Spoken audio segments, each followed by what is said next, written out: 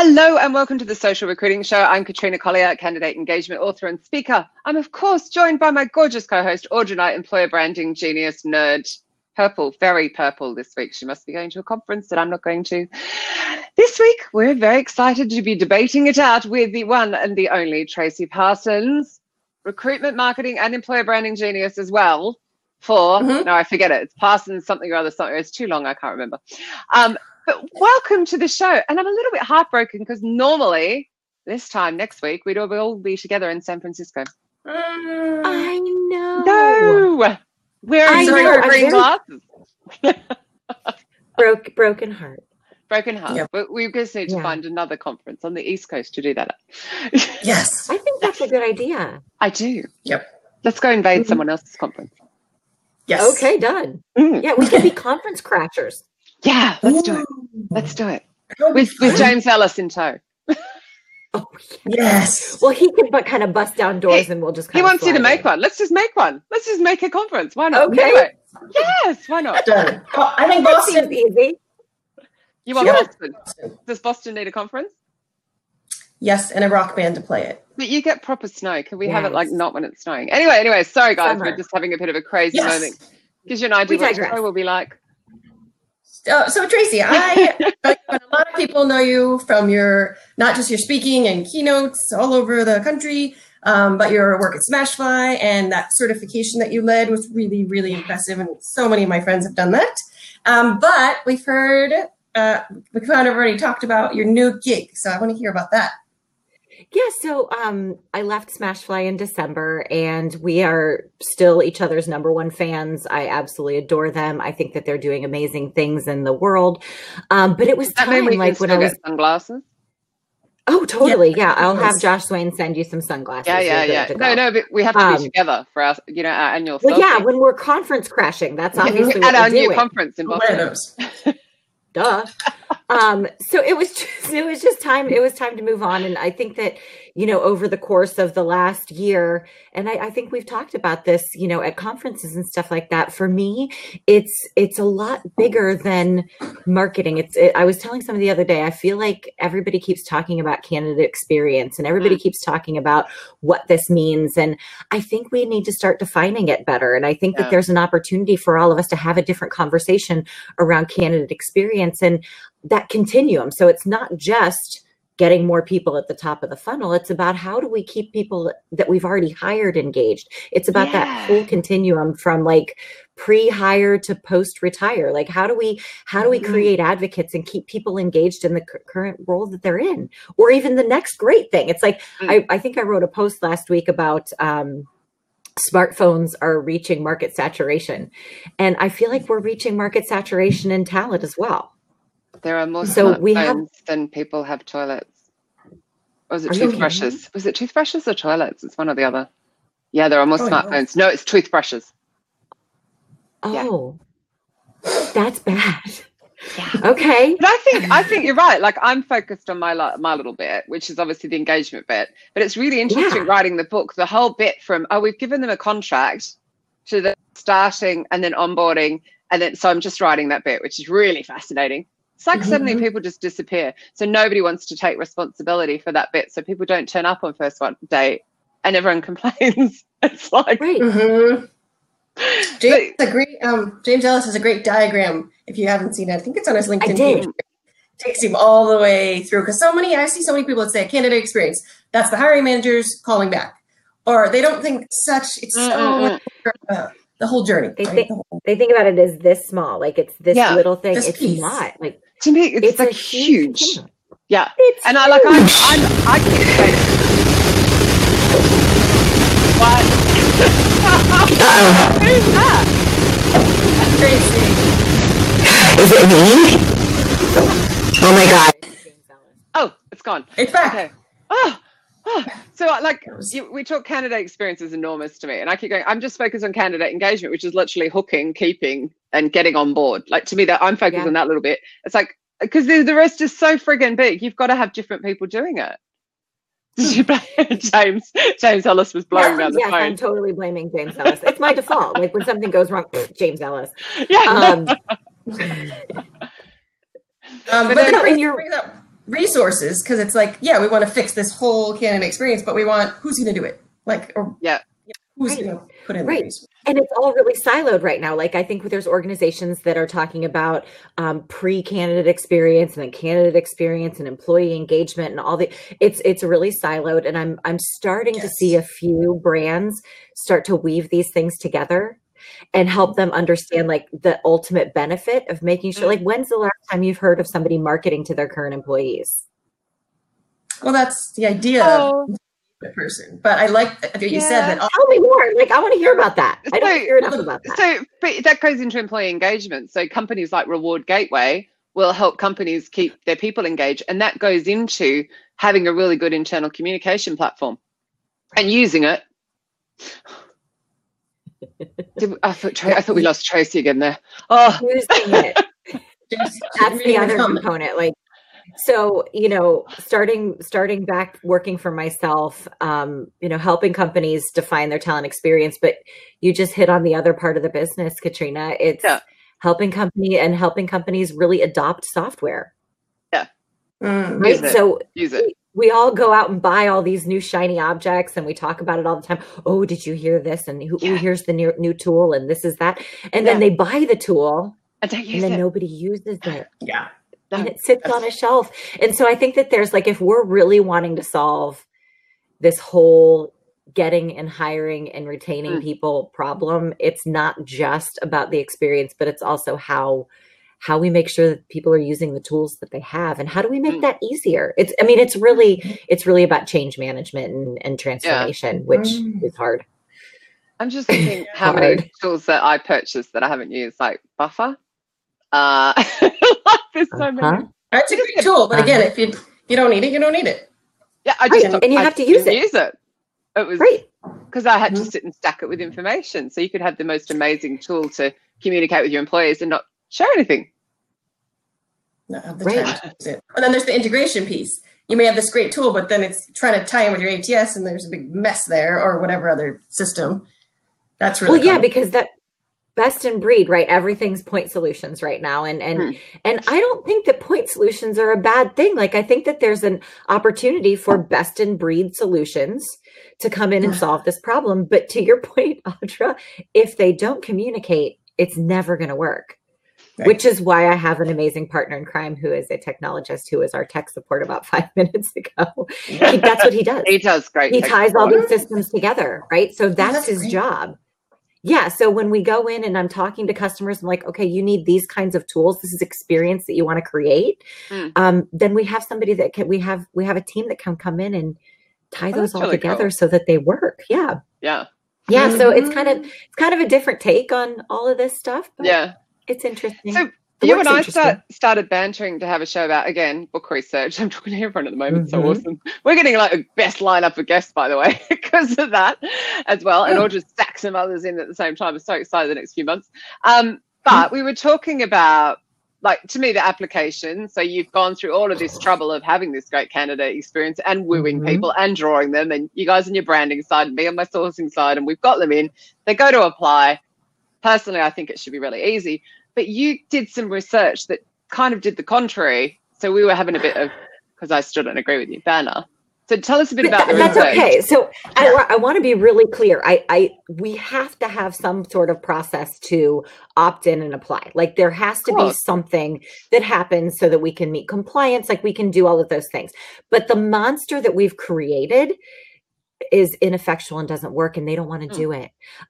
So we did an online survey, and the top 3 things that people said that they hated, and we used hate very specifically. What do you hate about this experience? Which is a strong old word. Application and never hearing back. And we know never hearing back is a big problem.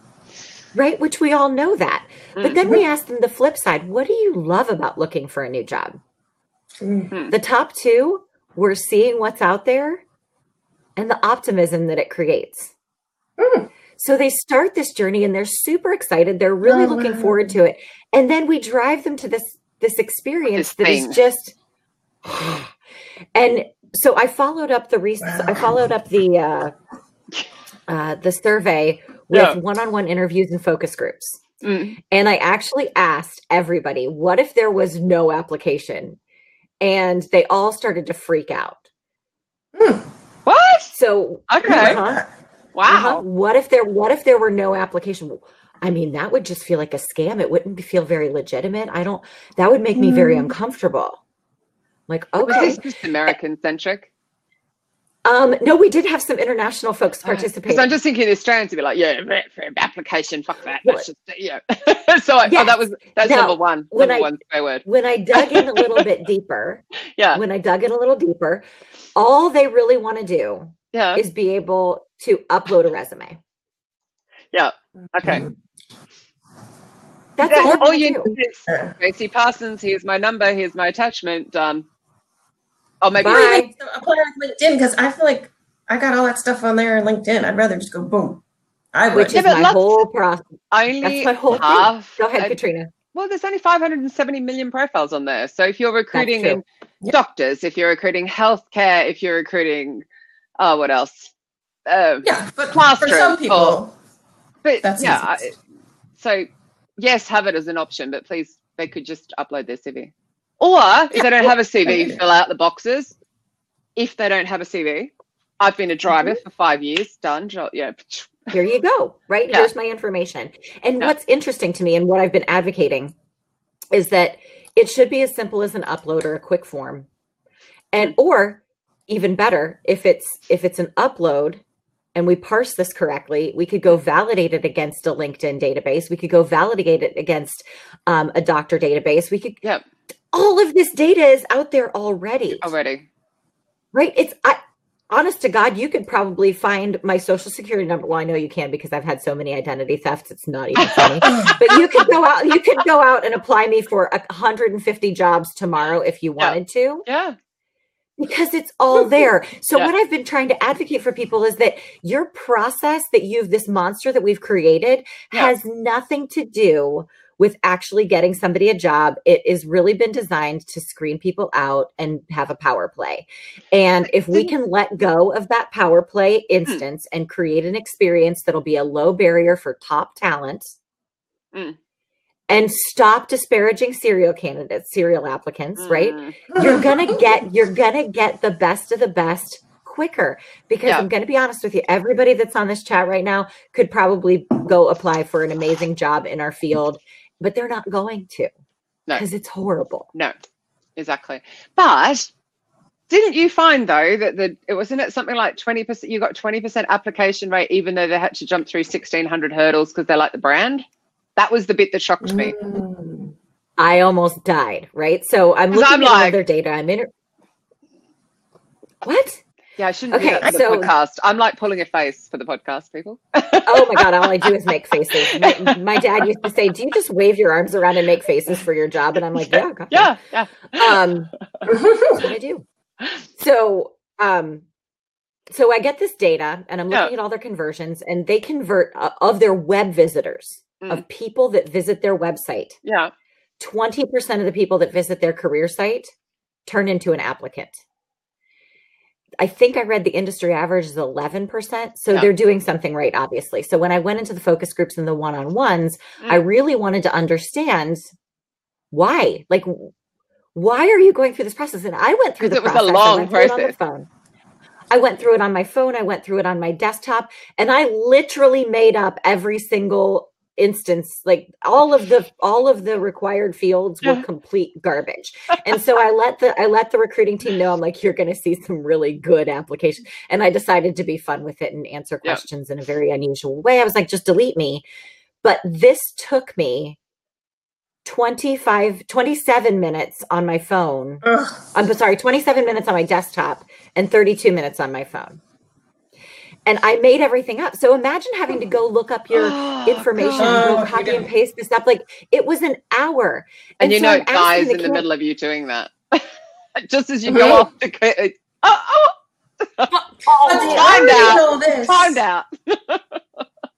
out. The irony in all this, though, it's like the biggest, best brands are the ones with the oldest, dustiest ATS and the longest process. Not always, but generally the big companies who you'd like to work for have this ATS they can't move off of because they've had it for 10 years and they're stuck to it. and they have the longest painful processes. So maybe they don't care because it's okay because they are who they are. But they're a big they're getting good enough, right? Yeah, Sorry. And they're getting good enough. Yeah. But at a certain point, it's not going to be enough. Yeah. Right. So I went and asked all their silver medalists, and these were people who either turned down an offer or they were rejected at the end, but they're still in the pipeline. And I could not believe the number of people who agreed to talk to me about this project. And it was like everybody opted in, and they were dedicating 30 to 45 minutes on the phone with me. And we were talking through this. And every time I asked them, I was like, hey, tell me a little bit about the application. And all of them were like, I don't remember it. I mean, and I would have remembered it because I had really bad ones in the past year. I would have remembered this, but it was unmemorable. It was like, oh my God. So when it came back to it, 30 like, minutes is not memorable. What the fuck with the red not memorable. I was like, oh my God. Oh, the bar is so low, you guys. Yeah, that's the problem. They're just used to that crap, I guess. That's what I came to the realization that we've trained them to endure things, right? So if I told them that this is going away and they flipped out, and 30 minutes to an hour was not memorable, obviously we have trained people to put up with 2 hours to do something horrible. Oh God! They know it's going to be horrible, so they expect it. So there's something good about that. They expect it. And you have 4% unemployment, don't you? It's like. So, there are no words. There are just no words. At least they don't expect something great. I guess that's kind of convenience. Right. The expectations are super low. So what if we and which was great because I went back to my customer and I was like, okay, so here's what we learned. We learned that you have done such a great job of communicating your mission. You absolutely own this market. It is amazing. And as you try to expand your awareness outside of your market, here's what you should focus on. Yeah. Because frankly, you've built something that people are willing to pretty much endure anything just to get in your door. Oh, God. Yeah. Right. So imagine what's going to happen for you when you create something that is not horrible. Now, are they not horrible? But were they willing to say, yeah, we'll just drop our rates? Yes, because a lot of companies are like, no, that's big change. And what our recruiters were like in compliance. And it's a bit scary for people to think about just dropping these big tools. So I did a focus group with compliance, and it turns out that they need very little.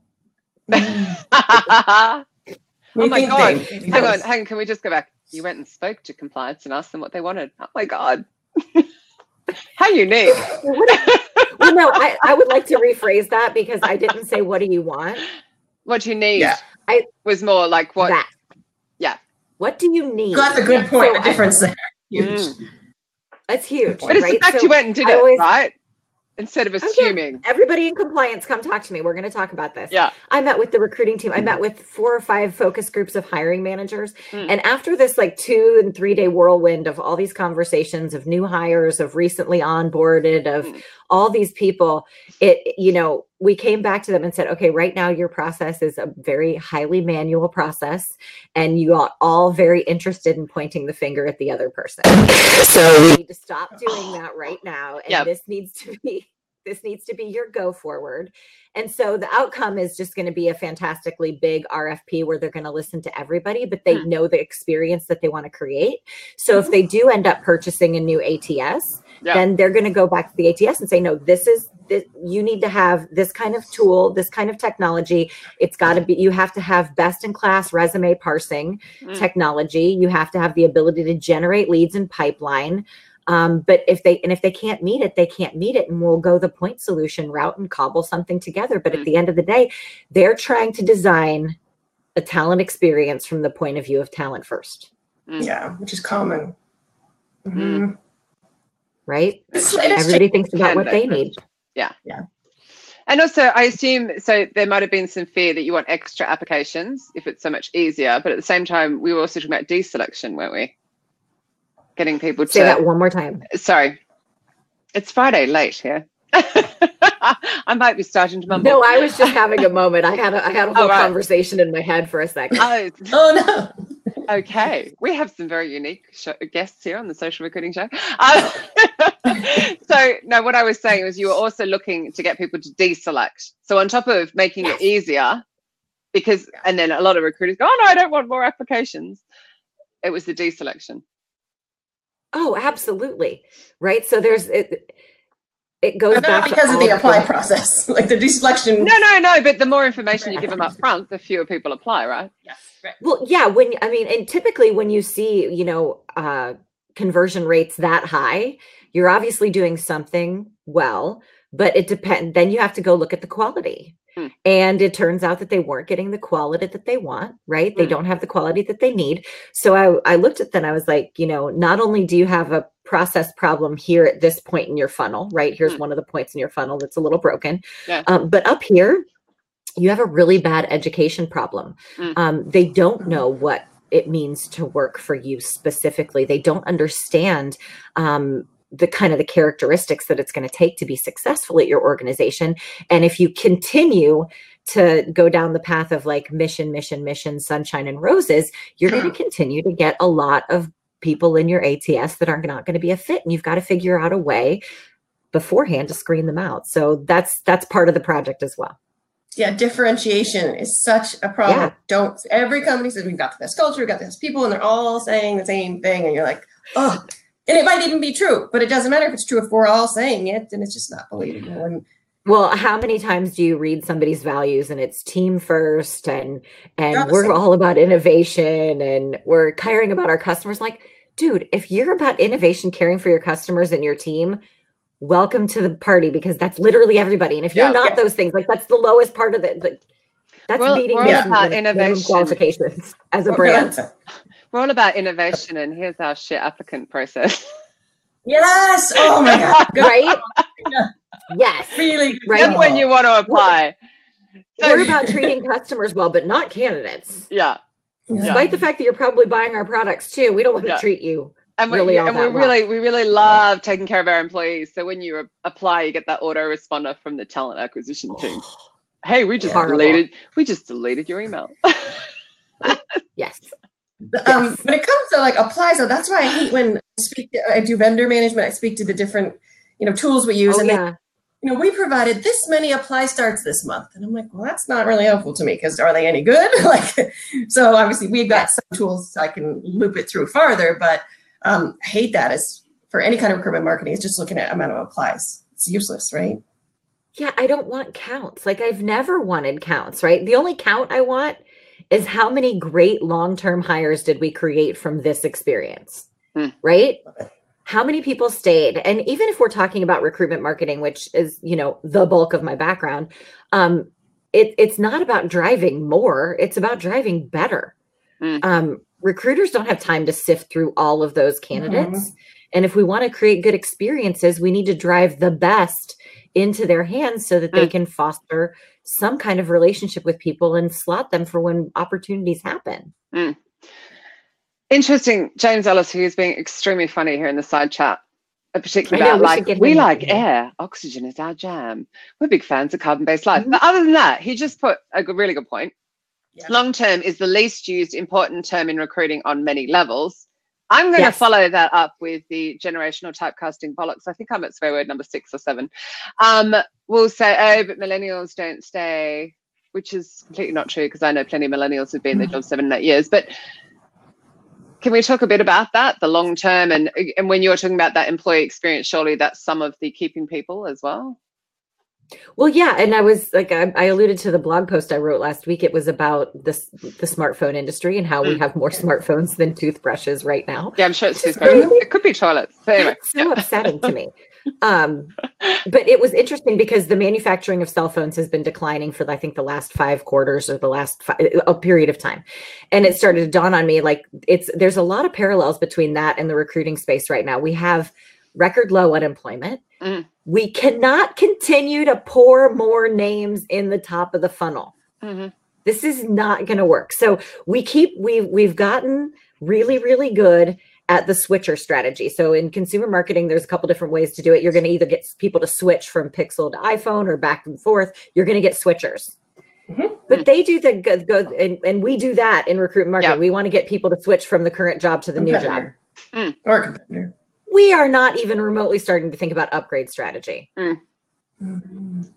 Right. So crazy. you have high performers that work at your company. You want to get them to upgrade to the next level in their career. Why are we not building strategies around that? Well, that is because something that I think that's not our job. That's over there in HR. This silo. Yeah. I know. Yeah. And it needs to not be. But the same with changing. So like Audra was able to change into recruitment marketing from hiring. Yep. It's like that. There should be that open path. Internal. And going back to the generational typecasting bollocks again, I was having a conversation with someone. So, it's mostly millennials that want that, Gen X are all jaded. And I went, well, we're only jaded because you don't tell us about the opportunities that are also open to us as well. Yes. And maybe then we wouldn't be jaded, and we're the ones that are about to be the leaders of your organization, mentoring your millennials. So I'd suggest that you did. Anyone listening who doesn't think I've got a chip on my shoulder about being a Gen X? I don't no. It's right here. Not sure. No, I love right I'm the most millennial Gen X you'll ever meet. Anyway, moving on. Right. That makes two of us. I tell people I'm the world's oldest millennial. Yeah. I'm like way older than you. Yeah. But I'm way over the cover. I think it should be all people, and it should be. I love that upgrade strategy, but the upgrade could be a change. It could be a pivot. It could be absolutely right. Is where helping people follow their passions is where we're going to have to go, because again, at a certain point in time, you cannot dump more names into the top of the funnel, and that assumes that everybody fits into your organization, and they don't. No. Have you heard about the generation? That shit pisses me off. Yeah. Which shit? Talking about that. Which shit? Everybody wants a good job as well. Yeah. By the way, Audra is the only one that doesn't swear on the show. Anyone else can swear at the heart's content. Wear a headset. Wear a headset. You're in recruitment. I'm sure you've heard swear words. But have you come across ProFinder as a platform? Which is very cool. Tell me. It's. I hope I explain it well, but it allows you to be able to see within the organization what projects are going on, and you be able to look at people's backgrounds and go, well, we're doing this project, and actually Tracey over here in recruitment marketing has got the skills we need. Hello. You can't hear me. To be able to get pulled into different projects. It's very, very cool. So that could be quite handy for the cool kit. Jimmy's saying hello. He's not saying anything. Does he speak? I've got him on mute. The people on the podcast won't understand why we're suddenly waving, going, hi. Which son was that, Audra? Jack. He's the trouble. You can tell. I just love the well, then he fits in really nicely on this broadcast. Yeah, right. Good point. So ProFinder. Have they been around for a while? No. ProFinda. I can introduce you to Roger ProFinder. Like Flow Rider. To Roger Gorman. It's very cool. Can you tell me what they do again? I think I missed that. It's all about if I'm explaining it wrong, I'm so sorry, Roger. But the understanding is that you can see all of your employees' skills, and if you've got a project, you can put the project in and work out who in the company, particularly if you've got a big company, has the skills that you need to potentially pull in. So you could be pulling someone out of accounting into a project over in recruitment marketing, for goodness sake. Yes, co-conspirators. It's very cool. There are very few platforms really cool. like that I'm aware of. So no, and I had a startup before Smashfly that was really similar to that. So that was I hadn't heard of them, so I'm really excited to learn more about them. But my startup's been shelved. Yep. That's still Matt, right? Yeah. So much. Frog Design did that a while ago. Skills inventory in each project needed to be started. Yeah, this is really, it's like really cool. You can drop a project in and say, hey, who do you know who can do this and blah, blah. It's very, very cool. Like internal Fiverr. Love it. I'll introduce you. Please do. Get a look at it. Why is internal transfer not, I mean, it happens, but why doesn't it kind of more encourage it? Because just hiring managers have trained you and they don't want to give you up? Or is it, why is it lack not of visibility? More?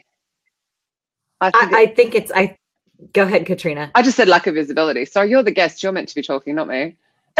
No, but I think that's one of them. I think it's a really layered problem, Audra, to be honest with you. I think it's lack of visibility.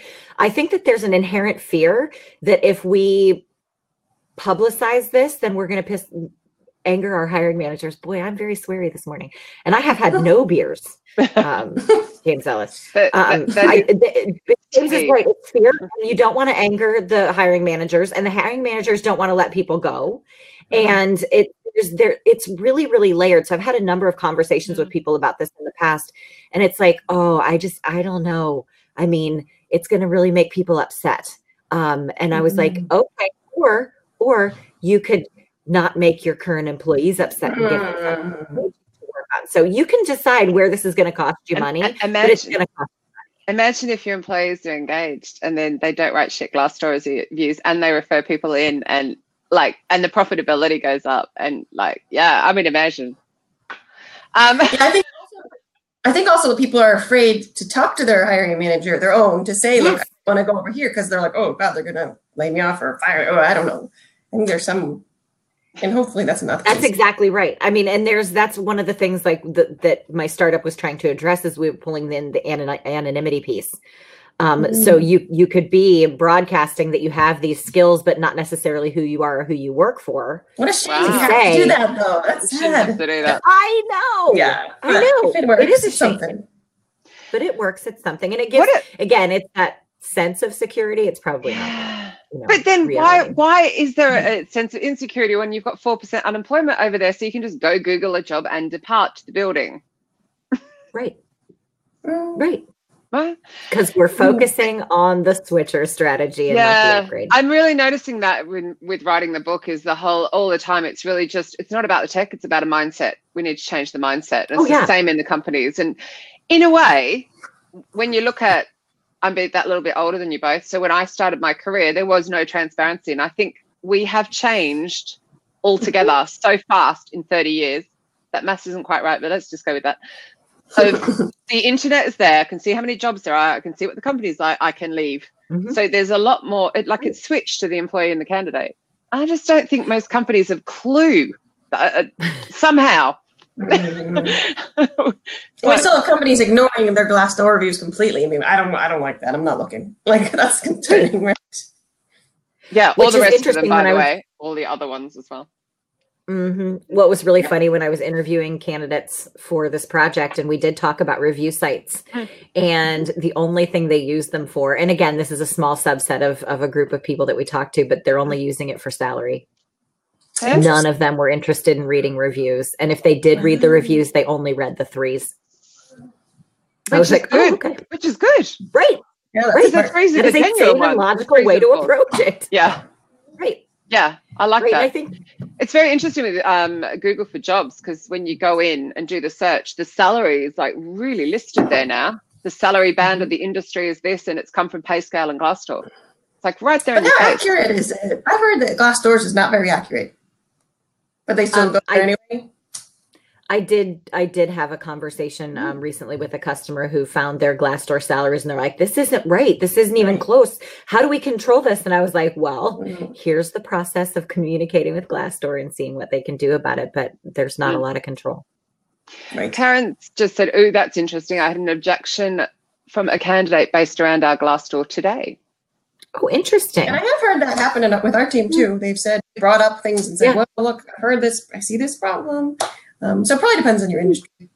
How much it really does. And I mean, we were talking in very specific industry, and they weren't really interested in it. But I read Glassdoor reviews when when a customer reaches out to me to work with them. I want to know what kind of problems I'm going to be tackling, what I'm walking into.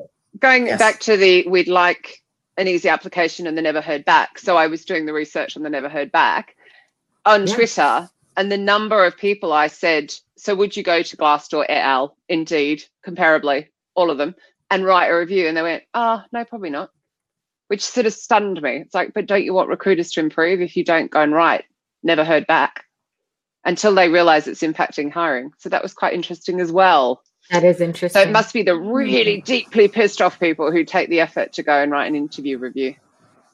Yeah. It's the same with restaurants. If I just have a nice meal, I'm not going to waste my time, even though, having a review. But if someone's really rude to me, or it's really horrible, I'm going to find the time. Yeah.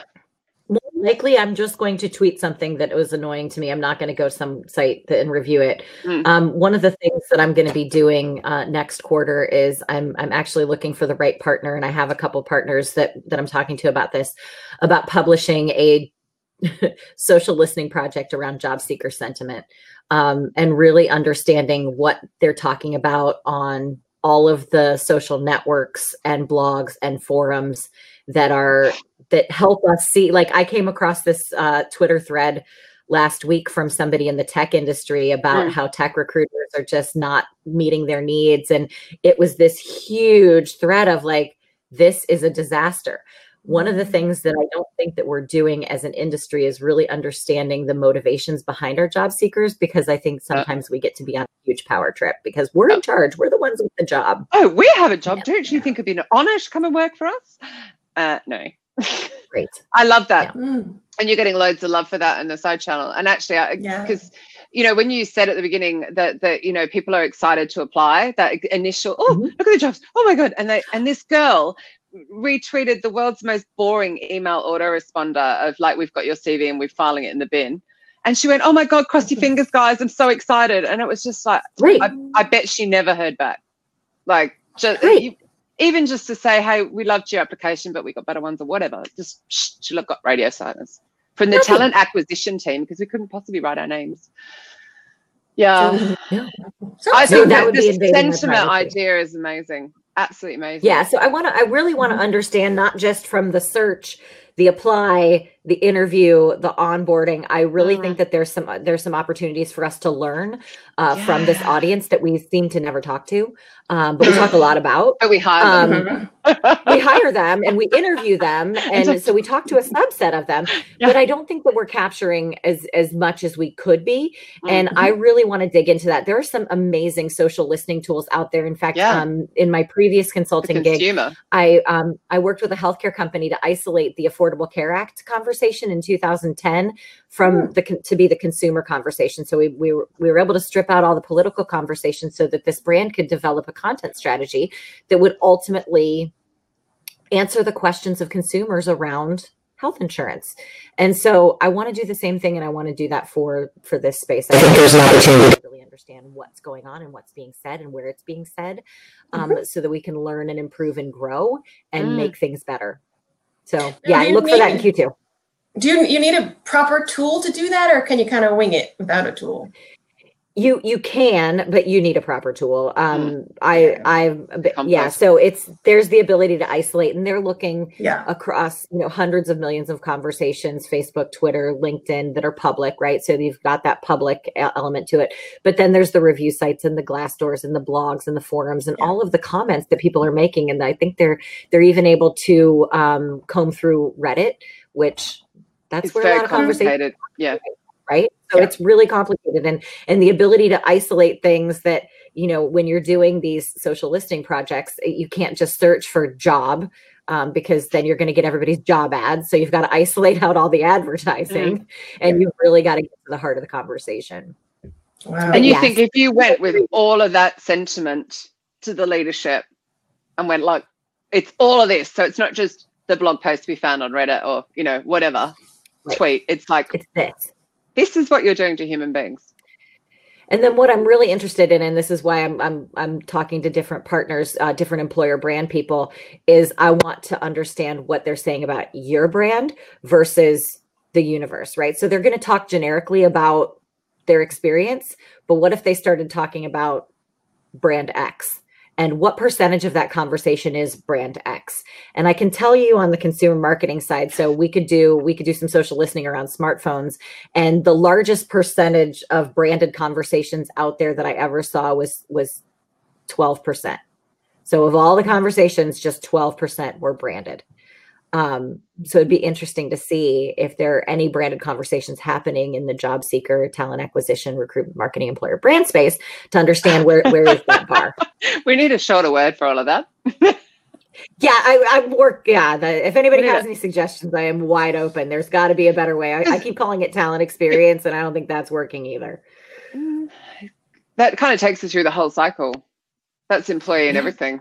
That's the whole. Yeah. Good point. Maybe we could just have the human experience of work. It's interesting though, when you go to Twitter, they don't tend to name names. So when you talk about what you guys mean company by brand, don't you? I noticed you guys switch the word out a lot, as in the US. which I find it like, oh, you mean the company, don't you? Not the brand, because to me the brand's the marketing persona of the company. But anyway, that's not. I like that. We can talk about that. We can simplify that, Katrina. Let's talk about the company. Yeah, but it's interesting. So like on Twitter, when people bitch about it, they don't tend to say who, which I find really strange, because I would be like, at, you know, BBC Jobs, do you mind? I spent 2 hours filling in my application. Would you mind giving me a reply? Which it'd be interesting to see what you're saying, whether it is just interesting. But, James, sorry. So how do you capture that though? If they're just saying, "Hey, this company did this and they stink," you need to type. So it's how you set up the searches and how you set up the listening to listen for those keywords, and then you got to go through again. There's a lot of isolation that has to happen to make sure that it's talking about the work experience versus the consumer experience.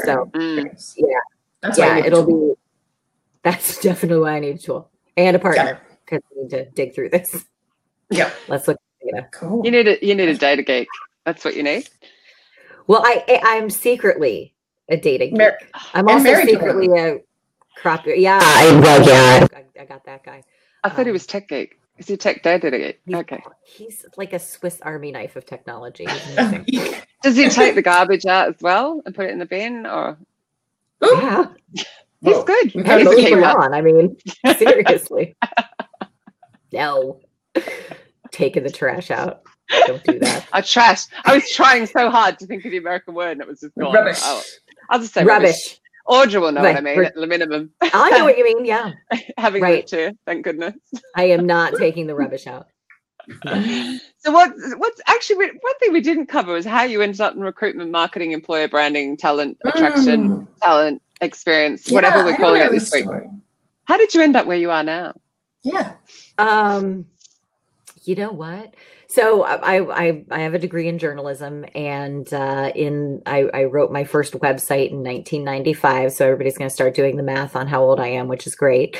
I still think you're younger than me, so we're all good. Oh no, I don't think so. But whatever. And so I fell in love with digital. That's how all of this kind of started. And I went to work for a newspaper in the late 90s and launched them on digital and launched their digital newspaper, and was a copy editor. And then I found this great gig at TMP Worldwide. And I worked at TMP when they were just, I think before they bought Monster, actually. And so there was debate. So people will point fingers at this. I was one of their first interactive consultants, I think is what they called it back then.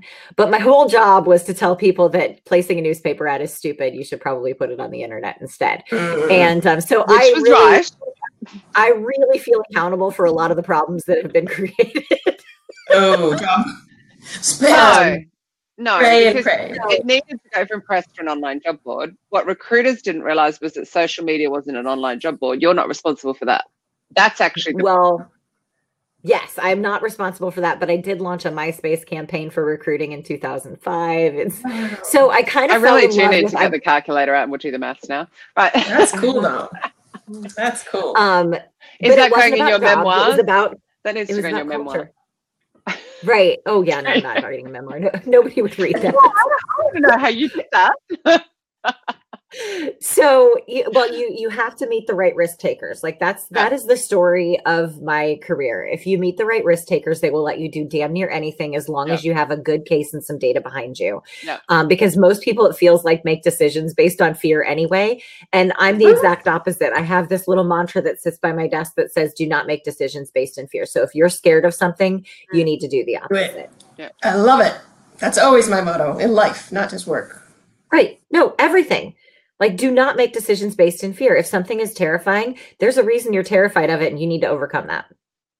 Therefore, quit my job in December and said, let's do something else. Yes. I'm just going to counter that with, if you're a little apprehensive about it, but it still feels the right thing to do, and you're being a big stretch, which is you quitting your job and starting a business, then it's okay. That's when it's good fear. Yeah. Right. Not knee-jerk reaction fear. The one that scares you just enough that you know it's a stretch. Comfort zone. Yeah. That's the comfort zone. Out of your comfort zone. Out of my comfort zone. Oh, I can do it. I love going out of my comfort zone. Right. But a lot of people don't. So many people don't. No, I try to live outside my comfort zone. Me too. Even if I'm just going to step in it. It's okay. I've stepped in it before. To be fair, I don't think I've barely left this house this whole month. So I'm definitely in my comfort zone at the moment. Well, I'm super stoked because in an hour and 15 minutes, I have a lunch date with Steve Parsons. Yay. Awesome. It's Friday lunch date. Every Friday. That's your husband, I hope. Right. Yes. So now that you're doing your own gig, are you still going to do a lot of speaking? Or are you going to hold off on that and do the projects and then come back? What's the plan? Or do you not know? So I'm still doing a lot of speaking. I'll be in Kansas City in 2 weeks, talking to a group of business leaders in Kansas City. I'll be at eBrandCon. That's when Audra's out as well. Yeah? Yes, I get to see you in San Diego. I'm excited about that. And there's a couple other that I'm talking to some of the conference leads on to get on the agenda. But so, speaking is, I think, one of just, it's for me, it's just going to be a marketing channel. But there's a chance that in Q2, when I'm working on this research project, I'm going to need to grow. So if people want to work with me, just shoot me a note on LinkedIn, Facebook, Twitter. And the recruiting show has placed people in jobs previously. So this is possible. We are now going to start charging a referral fee, though, just so you know. You should. You should. No, I'm kidding. You should. Completely kidding. That's exciting, though. So it is. I mean, I'm a big team over the next few years. It is. It is the plans to build this into something major. So that's really what we're exciting. I mean, I have big hopes. I think that this is something that we can solve, and I think it's going to take a team of people to solve it. And I don't think we're going to solve it in onesie twosies. I think it's going to be a movement. Love it. So, yeah. So, yes, I'll keep speaking. I'm doing the project work. I'm probably hiring somebody in the next quarter. I might be hiring more than one person in the next quarter. So look for that. What does said person need to have? Yeah, like a copywriter or data person. What do you know? Or are you still kind of working that out? I need somebody who is absolutely intellectually curious. I like people who see something that is broken that other people don't necessarily see as broken, and the courage to be able to fix it. How the hell do you recruit for the second one? Whoa, wish you luck on that journey. Yeah, I know it's going to be challenging, but I mean, I'm going to look for people with that employer brand, because for me, all the things that I'm trying to solve right now is I look at this as the intersection of recruitment marketing, employer brand, and systems. And when those things intersect with some semblance of elegance, you can create a little bit of delight for people. That's what we're trying to create, right? So I'm looking for people with that background in employer brand, but the number one thing that I hire people on is based on curiosity. Are you a curious person? And I don't mean weird. Weird helps, but if you're going to work with me, you're going to have to be curious on many, many levels. How do you interview for that? Because what if I come in and I say, yes, I'm very curious, and I'm lying? So tell me about a time that you were curious. Maybe what you did about it. Exactly. Like what did you research about what we're talking about today? Tell me the due diligence. And right. So what was your due diligence about our conversation? Yep. We had a messenger chat. I did no more than that. Katrina's out. But the thing is, I'm actually extremely curious. I actually probably hit all three of those. I don't want to work for anyone. But thank you anyway. But like literally, I would hit all three. But it was more, how do you interview for it? I think that being able to see things that are broken that others can't is actually, you're kind of looking for a rebel, aren't you? The one that will see it and be brave enough to go, Tracey, this is broken. And I need them to tell me about my own shit like that too. Right. So call you out. Right. I need somebody that's I have infinite blind spots in my professional world. And I need somebody who's going to have the courage to say, oh my God, you're totally forgetting about this thing. I didn't even think about that. I'm like, oh, I didn't think about that. And are you going to be prepared to give them the opportunity to do that? Oh yeah, totally. So you won't be defensive. You'll be like, sure, I missed that. Yeah, I feel like you're open to that, Tracey. I feel like you would be. Oh my God. Yeah. The number of times people have told me in my career that I'm an idiot is totally. You don't need to call her an idiot. You can just say you missed it. Or tell me that I'm missing something, or tell me that I have the wrong idea. Personal insult. Oh my God, it's not just required. An idea. Yeah. I am not married to anything except Steve Parsons. Yeah. I like that. So many managers just don't embrace negative feedback like that. So that's awesome that you do. Yeah. But I think it's hard as well when, sorry, go. No, go. No, it's your show. It's a conversation. Yeah. You were saying something about managers. No, and my team at Smashfly was the same way. Like when I was working with my team at Smashfly, it was all about like, oh, I'm sorry. I love what you're saying here, but no, like you're not thinking about this over here. I'm like, oh, you're right. Oops. I was not thinking about this over here. Thank you. Right? You got to protect each other. It's funny. We're trying to change something big and ugly. Yeah. And you've got to find the holes. But it's also a bit scary. So it's like going back to the book, you know, I found the interview chapter so hard because, to be honest, I've always been a gut interviewer. So I had to write something professional. It was like, oh, fuck. So I had to hand it to somebody who I knew would give me honest feedback but wouldn't put me in tears. And it was like, really, I'm coming out of the closet and giving you my baby. Please check this makes sense. And it's like, but I put my heart and soul into it as well. It's like really tough to be so vulnerable, to go, tell me my blind spots, tell me, but just don't call it rubbish because I'll probably cry. Do you know what I mean? It's like that. It's a similar thing to what you're saying. I've got this idea. Don't tear me down when you say you've missed this. Just. Well, and I think that's a good way to suss out who to hang out with, right? So there's a way to tell people things that aren't nice and still not, still salvage their feelings. Like I fostered a really strong way of gathering feedback from my team. And this has been, over the course of probably the last 6 years, I asked 2 questions, and I asked 2 questions of customers usually. Like, what about this that we're having right now is working for you? Tell me what's working for you. Yeah. And tell me what would be even better if. Like, it'd be even better if, we all were drinking margaritas right now. And so whenever I give feedback to people, I usually focus on those 2 things. Like, what's really working for me are these 10 things. What would be even better if are these 10 things. And then you can choose to accept the even better if or not. Yeah. But so many managers will tell their employees that, but they don't ask that about themselves. So that's why you're agreeing. I know. And then they won't hear it. Yeah, they don't hear it. Either one, they don't ask it or they don't hear it. Because it could have been. We don't ask it. You're right. Oh, I could have sent that chapter to someone I know would read it and go, "That's fabulous, Katrina," and I had to really think. So you're absolutely right, Audra. Right. It's to be vulnerable and go, "I'm going to actually put it out there to get proper feedback." Like as a manager, who's going to tell me? Yeah. And I think, I've had a couple different startups in my life, and I've talked to enough people about those babies, right? These babies that I've created. And I've heard enough times like, oh, this is dumb, or, oh, this is really smart, or, oh, I didn't think about it that way. Or have you thought about this? That it's just kind of opened me up to it. Just like, oh, okay. There are so many ways to look at things. There are so many ways to solve problems. If I'm very laser focused on one way, I'm probably going to miss something, and that's not how you fix something. Yeah, very true. Very true. Oh, how exciting for you! Yeah, I know. Yeah, so it should be interesting. I'm sure it's going to be hard. Had some other startups, so you're not going like when I launched in, like. At least you've got some idea what you're doing. Sure. Let's just tell people that. Yeah. Say that again. But I bet you've been planning this for a while too. I bet you didn't just say, I'm out of here. Here I go. I bet you've been thinking about a plan for a while. It was so this has always been the back of my head. And, but I've had the consultancy since 2006. And the first incarnation of it was literally so my husband and I could split a full-time job and raise our son. Right. That was the whole point. So we started a company so that we could split a full-time job and raise the boy.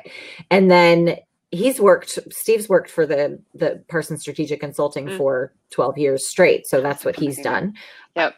But I've gone back and forth. And so I would pick up project work, or I'd do it dedicatedly.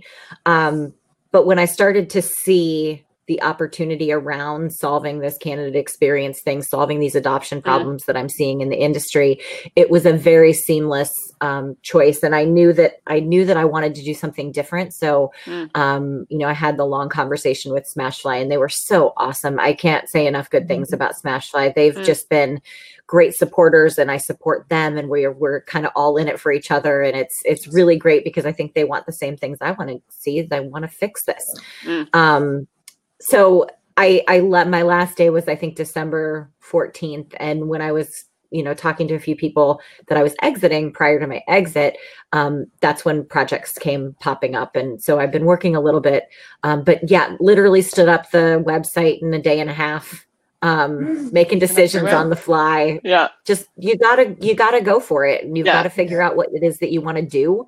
And then you've got to throw a bunch of stuff at the wall and see what sticks.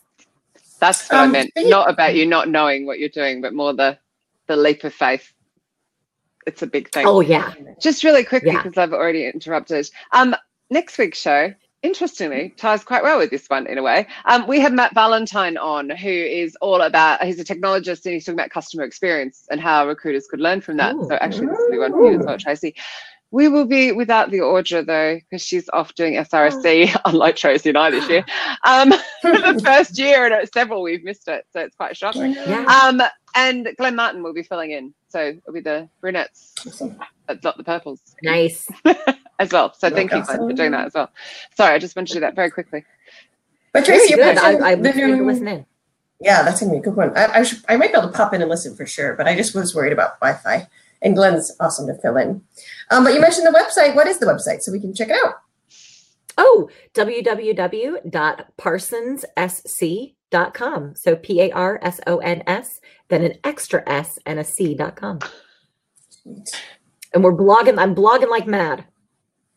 I got it right. So lots of blog posts. Oh yeah. I have a lot of inventory. So I used to write for Social Media Explorer. I wrote for them for 2 years. I wrote for the financial brand for a year. I wrote for Work It Daily for a couple years. So I have a library of content, which is great because I can then pull it in and be like, okay, this is a new post this week. Can you reuse that stuff?